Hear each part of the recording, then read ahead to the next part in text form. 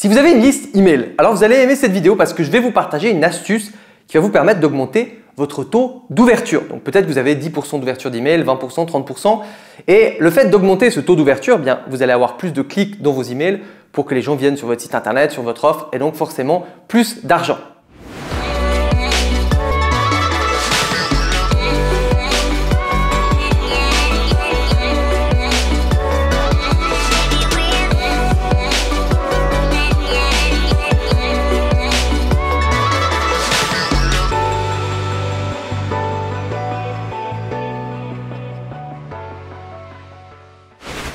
Bonjour, je m'appelle Vincent Lévy, serial entrepreneur et consultant web marketing et ça fait des années que j'utilise l'email marketing pour être efficace, pour délivrer mon message. En 2020, j'ai aussi beaucoup utilisé WhatsApp qui est une excellente manière d'aller toucher les clients. Et surtout WhatsApp, c'est un boulevard parce qu'il n'y a personne d'autre qui fait du marketing dessus. Donc si ça vous intéresse, dans la description, il y a une checklist sur WhatsApp et aussi une conférence qui va vous expliquer comment vous allez pouvoir trouver des clients sur WhatsApp. Mais ce n'est pas le sujet de cette vidéo. Le sujet de cette vidéo, c'est de parler de l'emailing. Alors c'est assez frustrant parce que soit on récupère des emails gratuitement depuis notre blog, depuis notre site ou soit on paye pour ces emails, mais dans tous les cas, sur 100% des gens qui mettent leur email, généralement quand on envoie une newsletter, quand on envoie une nouveauté, bref peu importe, quand on envoie un email, eh bien vous avez remarqué, il y a en moyenne 20% à 30% des gens qui l'ouvrent. Ça veut dire qu'il y a 80% des gens qui sont sur notre liste, peut-être qu'on a payé pour ces gens-là, qui ne l'ouvrent pas. Et c'est même encore plus hallucinant parce que typiquement quand on propose un lead magnet, donc par exemple vous savez un e-book, une vidéo, un code de promotion en échange d'un email, eh bien ce premier email là, donc les gens il y a 5 minutes en arrière, ils viennent de le mettre pour recevoir quelque chose, eh bien il y a un taux d'ouverture généralement de 40%. C'est-à-dire qu'il y a des gens 5 minutes en arrière, ils ont voulu quelque chose et puis après il y a 60% de ces gens-là finalement qui ne vont pas voir ce qu'ils voulaient. Donc c'est assez frustrant mais c'est comme ça. Maintenant il faut savoir que ce taux d'ouverture il peut être augmenté. Et qu'il y a deux types de taux d'ouverture à regarder. Le premier, c'est le taux d'ouverture quand la personne vient de rentrer dans votre liste. Donc, comme on a dit avant, par exemple, elle vient de télécharger, de demander le téléchargement d'un e-book, de s'inscrire à une conférence, bref, peu importe. Celui-là, s'il est en dessous de 40%, clairement, il y a un souci. Et après, il y a le taux d'ouverture général sur toutes vos listes. Je ne sais pas si vous avez accumulé par exemple 3000 emails. Eh bien, vous envoyez une newsletter. Regardez vraiment ce taux à combien il est. Parce que imaginez qu'il passe de 15% à 30%, potentiellement vous doublez le taux d'ouverture, vous avez 2 fois plus de monde potentiellement et potentiellement 2 fois plus de chiffre d'affaires. Donc c'est quelque chose qu'il faut prendre en compte. Alors il y a plein de techniques pour améliorer la délivrabilité des emails. Il faut savoir aussi que la plupart des emails passent dans la boîte de réception, enfin quand ils sont sur Google, ils passent dans l'onglet promotion, ce qui est un onglet très chiant. Hein. Quand il y a ça qui est apparu il y a quelques années en arrière, il y a tous les marketeurs qui ont pensé que c'était la fin du email marketing. Ce n'est pas le cas parce que moi j'ai plein d'emails qui passent malheureusement quand même dans cette boîte de réception, enfin cette boîte de promotion et pourtant voilà, j'ai des ouvertures mais c'est sûr que quand ils passent là-dedans, c'est plus difficile. Alors une première astuce que je vais vous partager là-dessus, dans cette vidéo, c'est de vous envoyer, quand vous faites une newsletter, de vous envoyer un mail à vous-même pour regarder dans quelle boîte il va. Après, je vais faire une autre vidéo si ça vous intéresse. D'ailleurs, dites-le moi en commentaire. Si j'ai beaucoup de commentaires là-dessus, je ferai une autre vidéo et likez aussi cette vidéo sur comment faire en sorte d'éviter de finir dans la boîte de promotion de Gmail. Il y a plusieurs petites astuces. On ne peut pas les faire tout le temps et vous comprendrez pourquoi dans la vidéo suivante. Enfin, si je la fais, hein, donc vraiment dites-le moi parce que si ça intéresse peu de monde, je ne le ferai probablement pas. Donc ça, c'est une chose. Maintenant, ce que je vais vous dire dans cette vidéo, c'est qu'il faut nettoyer votre liste email. Une liste email, eh bien, c'est comme votre bureau, c'est comme votre appartement, ça se nettoie. Et une liste email nettoyée, comme un bureau nettoyé, comme une maison nettoyée, eh bien, ça va avoir un meilleur rendu, ça va être plus efficace qu'une liste avec du bordel dedans. Pourquoi? Il faut savoir que dans votre liste email, il y a plusieurs types de mails. Déjà, il y a ce qu'on appelle des spam traps. Les spam traps, c'est des pièges à spam, c'est-à-dire que si vous avez ces adresses-là dans vos emails et puis que vous les envoyez, ça va donner les informations aux grandes boîtes mail, Outlook, Gmail et tout ça, que vous utilisez des adresses qui sont vraiment sales. Et ça, vous allez perdre en réputation. Donc ça, il va falloir nettoyer les spam traps. Ça, c'est hyper important. C'est vraiment la merde, les spam traps. Je viens de faire un gros nettoyage de pratiquement plus de 100 000 mails et j'avais, je crois, 2 spam traps. Donc ça va, mais c'est vraiment le truc à enlever. Maintenant, il y a tous les gens qui font, par exemple, qui se trompent dans leur adresse mail. Ils écrivent faux, ils mettent un N en trop, un en moins et tout ça. C'est pas voulu, mais il y en a pas mal. Ça, quand vous allez envoyer un mail, eh bien, Gmail va voir que vous envoyez à quelqu'un qui n'existe pas. Et ça peut être interprété un peu comme un spam. Et donc, vous allez avoir une note en moins. Parce qu'il faut savoir que vous avez une sorte de note virtuelle. D'ailleurs, je crois que j'avais fait une vidéo. Normalement, elle devrait être linkée quelque part par là ou en dessous qui vous permet de tester votre adresse email. Est-ce que votre adresse email aujourd'hui, actuellement, est-ce qu'elle est saine? Est-ce qu'elle est considérée comme spam ou pas? Parce que ça, c'est encore un autre problème. D'ailleurs, ça me fait penser à une autre vidéo. Donc vraiment, est-ce que ce sujet vous intéresse? Si vous intéresse, abonnez-vous maintenant, cliquez aussi sur la petite cloche pour recevoir toutes les autres notifications et surtout, likez la vidéo et dites-le moi en commentaire. Et je pense que c'est hyper important. Pourquoi? Parce qu'aujourd'hui, la plupart des gens qui font de l'argent sur Internet, grande partie d'où vient ce cash, c'est avec du emailing. Donc je pense que c'est vraiment un sujet hyper important.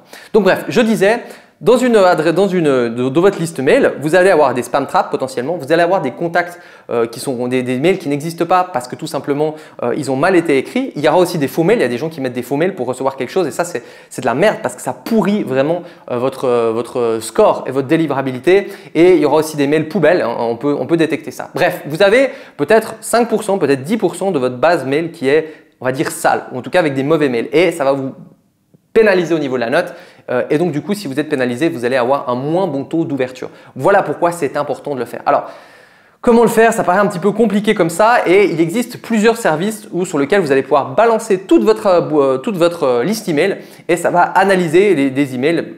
Généralement le prix est chiffré sur 1000 mails, donc sur le 1000 mails il faut compter entre 2 et 10 euros pour analyser ça et ça va vous dire justement lesquels il ne faut surtout pas utiliser, lesquels bounce, c'est-à-dire que quand on envoie un mail ça revient en retour, ça c'est le pire des trucs aussi et justement une fois que vous avez ces statistiques-là, eh bien vous allez pouvoir les supprimer de votre liste email, que ce soit ActiveCampaign, que ce soit Aweber, que ce soit GetResponse, Mailchimp, etc., etc. Donc on va maintenant passer derrière un petit outil que j'ai utilisé, ça fait maintenant 2 jours, j'avais testé différents outils. Celui-là ce que j'aime bien c'est qu'il se plug directement à ActiveCampaign, c'est pour ça que je l'ai pris et il n'est pas trop cher.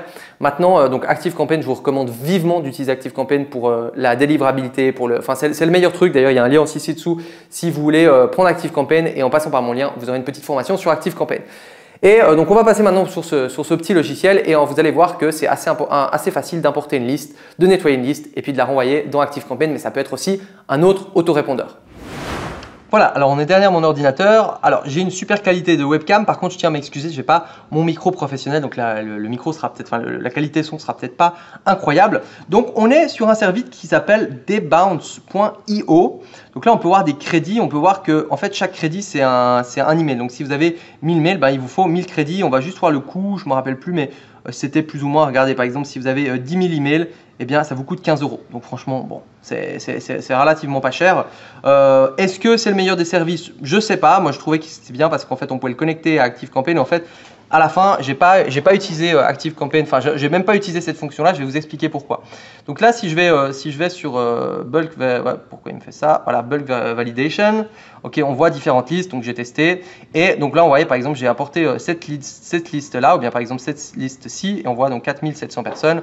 On voit le taux de délivrabilité. Donc il y avait 5% de la liste qui était pas terrible avec différents trucs. Donc spam trap, comme je vous ai dit, il y en avait pas. Syntaxe, il y en avait 4. Invalide, il y en avait quand même 26. Ça, c'est les emails poubelles. Et donc, du coup, en fait, ce que je faisais faire, c'est que donc ça, j'ai importé d'ActiveCampaign. Hein. C'était à connecter avec l'intégration ActiveCampaign. Et après, je mettais Update ActiveCampaign et ça mettait dans la liste. Donc, si vous utilisez ActiveCampaign ou un autre autorépondeur et que vous voulez le faire un peu comme ça, des ping-pong, ça peut être une solution. Il suffit de cliquer sur Add intégration et là, vous avez différentes intégrations, Aweber, Mailchimp et tout ça. Maintenant, en fait, vu que j'avais plus de 128 listes, je crois, j'ai dit ouais non mais je vais pas faire une après l'autre, c'était un petit peu long. Donc du coup, j'ai demandé, ils m'ont dit écoutez, suivant vos différents comptes, vous allez exporter des listes en masse. Donc par exemple, sur ce compte-là, ActiveCampaign, j'avais 37 000 personnes et donc j'ai importé directement toute la liste. Et après, ce que j'ai fait, c'est qu'une fois qu'elle était validée, donc là on voit 137 invalides, là on avait le fameux spam trap là. J'avais déjà nettoyé d'autres listes avant. Unknown, on en a quand même pas mal. Donc voilà, on voit qu'il y a quand même pas mal de contacts qui sont des contacts qu'il faudrait que j'exclue de ma liste ActiveCampaign. Donc ce que j'ai fait, c'est qu'après, pardon pour le son, j'ai cliqué sur Download Report. Là, j'ai été dans Custom et j'ai donc décoché ceux que je voulais, ceux que je voulais pas enlever. Par exemple, les Unknown, j'ai laissé quand même. Je les ai pas mis. Parce que c'est des emails inconnus, est-ce qu'il faudrait que j'enlève ou pas? Je ne pense pas qu'il y aura une grosse différence et j'ai exporté donc mon rapport. Donc ça c'est la manière la plus simple, c'est que en fait vous allez exporter toute votre liste de tous vos emails. Vous allez donc l'uploader ici, c'est très facile. Hein. Vous l'uploadez, après il faut laisser, évidemment il faut du crédit, il faut laisser tourner environ 1 heure et après vous n'avez plus qu'à l'importer et là donc je suis sur un de mes ActiveCampaign et on voit votre importation est achevée. En fait je l'ai importé comme liste d'exclusion. Alors là c'est l'exemple d'ActiveCampaign, pour chaque autorépondeur c'est un peu différent. Le support est très réactif, c'est lui qui m'a dit de faire ça, hein, d'importer comme ça et là on peut voir je pense le rapport.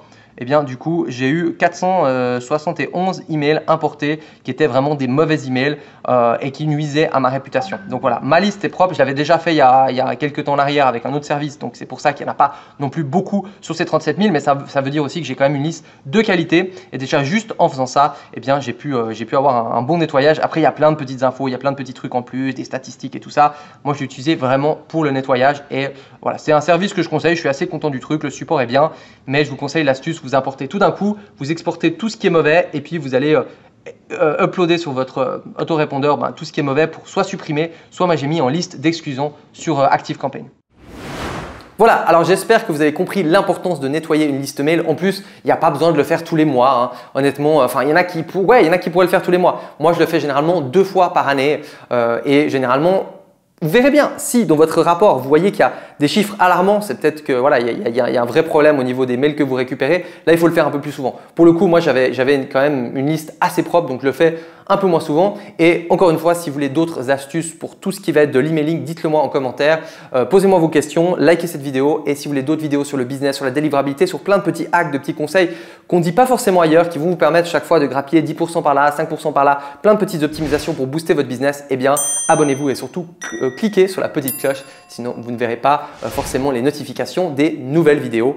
Et du coup, je vous remercie si vous êtes encore ici d'avoir regardé cette vidéo et à bientôt.